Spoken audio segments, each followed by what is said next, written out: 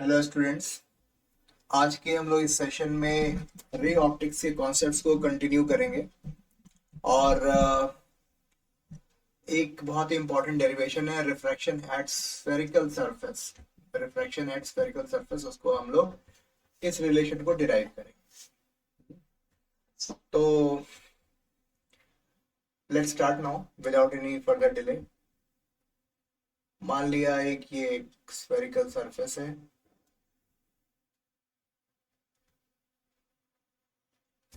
और इस spherical surface में ये मीडियम n1 है और ये मीडियम n2 है और एक कोई ऑब्जेक्ट है, पॉइंट ऑब्जेक्ट है जिसे कहते हैं पॉइंट ऑब्जेक्ट। यहां से लाइट आ रही है,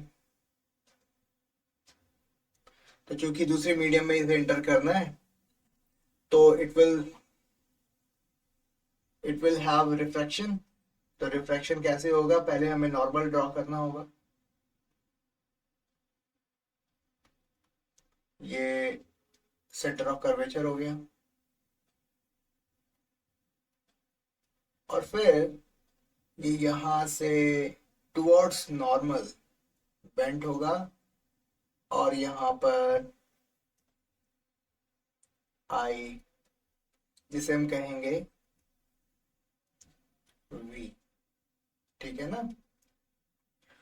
और ये पॉइंट जो है जहां पर पॉइंट ऑब्जेक्ट है उसे हम कहेंगे यू,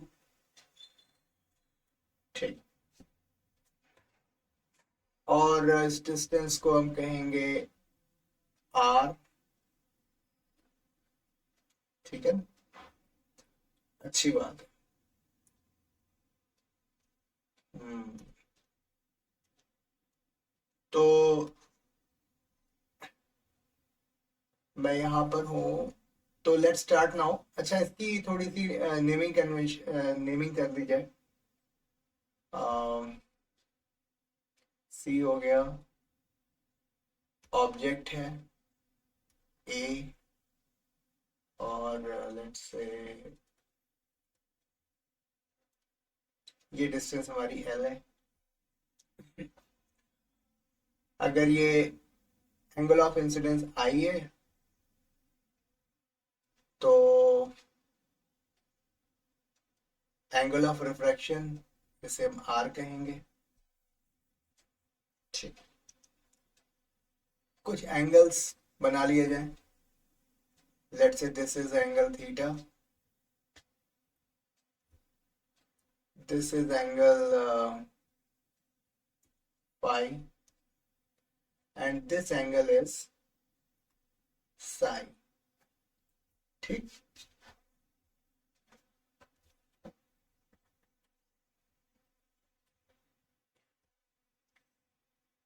इन ट्रायंगल ए ओ, और लेट्स से इसे ए डैश कह देते हैं, ए ओ ए डैश, ए ओ ए डैश। क्या मैं इसे लिख सकता हूँ tan थीटा is equal to L upon U, लिखा जा सकता है। Okay, this is my question number 1।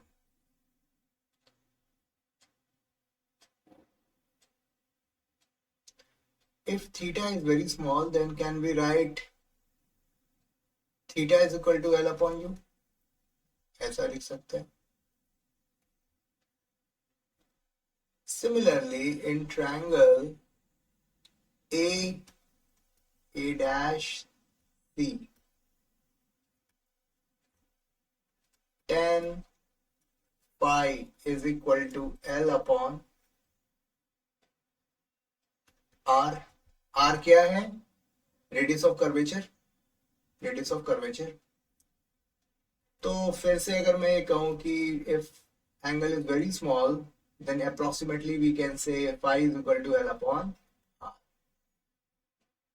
Equation number 2. Now, considering triangle AOC, triangle AOC, I is equal to theta plus phi. I is equal to theta plus phi. तो इसे I is equal to L upon U plus L upon R ऐसे लिख सकते हैं. अगर angle I को भी ratio में रिप्रेजेंट करना चाहे नहीं तो कैन वी राइट इट. नहीं, ठीक है, कोई दिक्कत नहीं है. Equation number 3. This is equation number 3. Let's talk about angle of refraction part. In triangle ACI, in triangle ACI, phi is equal to R plus psi. So R comes out to be phi minus psi. Okay. तो अगर angle small है तो phi और साई को हम ratio के form में represent कर सकते हैं. यानी कि phi is approximately equal to 10 phi and psi is approximately equal to 10 psi. तो 10 फाई की वैल्यू कितनी हो गई? L upon R. L upon R minus psi की वैल्यू हो गई v upon L upon v. L upon v. तो इसका मतलब ये हुआ कि R की वैल्यू आ गई L upon R minus L upon. Equation number, these equation number 3 and 4 are very important.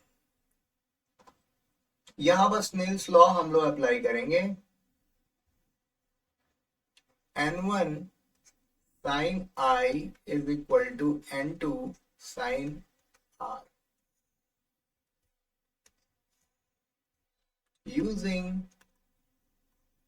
Snell's law. तो I is approximately equal to sin I.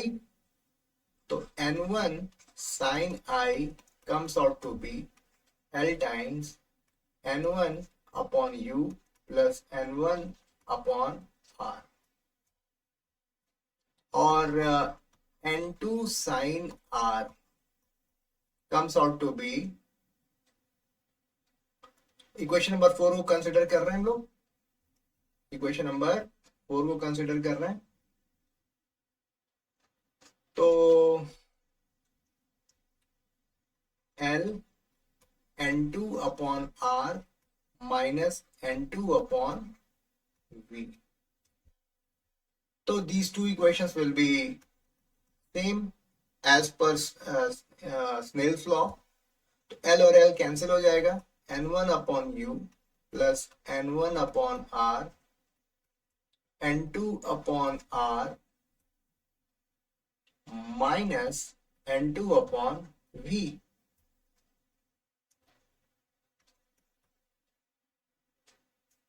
Okay. n1 upon U plus n2 upon V is equal to n2 minus n1 upon R. ये अभी तक हम लोगों ने एक ये relation हमने फाइंड आउट किया.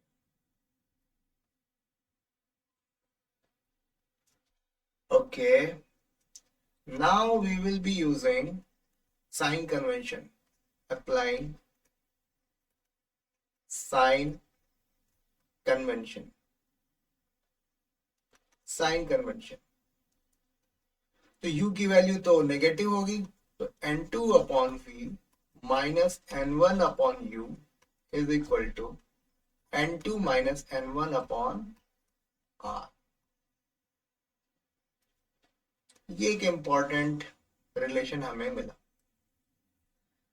ठीक है, आई होप इतनी बातें आपको डेरिवेशन का पार्ट समझ में आया होगा।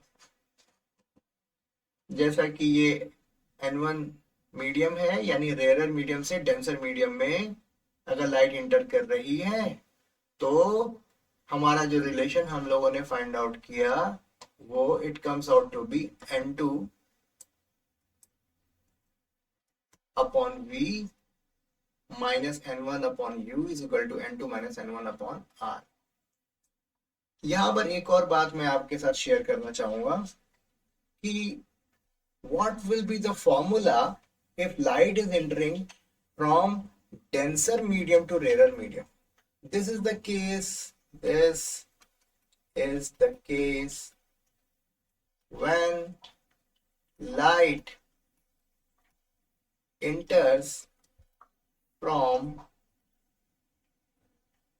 rarer medium to denser medium. Suppose if light enters from denser medium यानी N2 to rarer medium यानी N1, तो उस केस में हमारा फॉर्मूला क्या होगा? बहुत सिंपल है, बहुत सिंपल है, मैं बता रहा हूं। N2 की जगह पर N1 लिख दो और N1 की जगह पर N2 लिख दो and that will be your answer. और आप इसको ये जैसे मैंने आपको करके दिखाया है ना, बिल्कुल आप उसी तरीके से करना, you will get the same result.